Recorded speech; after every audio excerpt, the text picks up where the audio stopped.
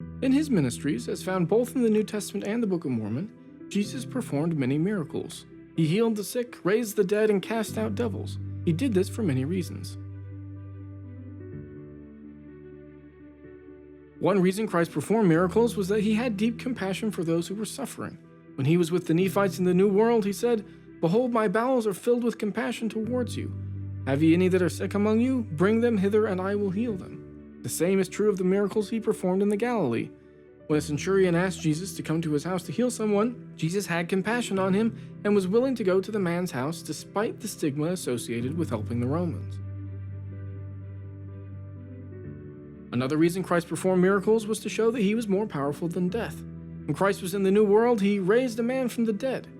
Christ showed that he had this power when he was in the Old World as well, when he raised his friend Lazarus from death, announcing that he is the resurrection and the life.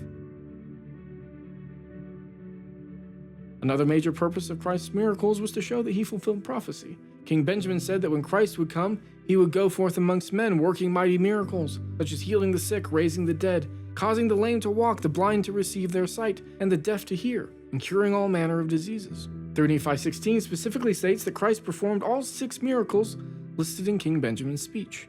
Christ's miracles also fulfilled a prophecy found in the Dead Sea Scrolls. One scroll, called the Messianic Apocalypse, states that the Messiah would perform miracles. The prophecies mentioned in the verses in Isaiah 61 that Jesus quoted at the synagogue in Nazareth were also fulfilled by his healings.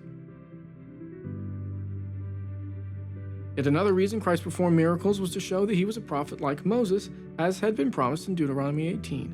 Both Moses and Christ miraculously provided food and drink to the multitude. In the New World, Christ gave bread to the gathered crowd, despite the fact that there had been no bread, neither wine, brought by the disciples, neither by the multitude, but he truly gave unto them bread to eat and also wine to drink.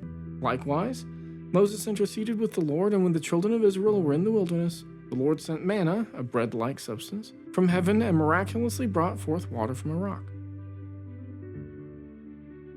One final reason Christ performed miracles is that he may well have known that they would lead to his necessary death.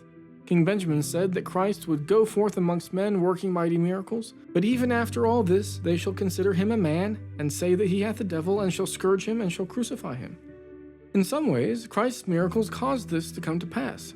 New Testament scholar John W. Welsh has argued that when Christ raised Lazarus from the dead, he knew that impressive act would likely lead to his execution.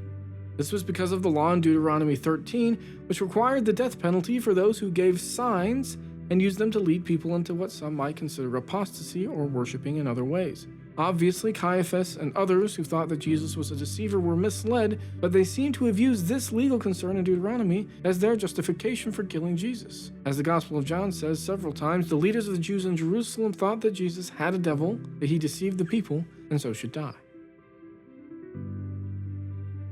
Perhaps one of the most important ultimate reasons that Christ performed miracles was to remind us that he is the creator of the world and the master of creation. He created all things and can heal all things.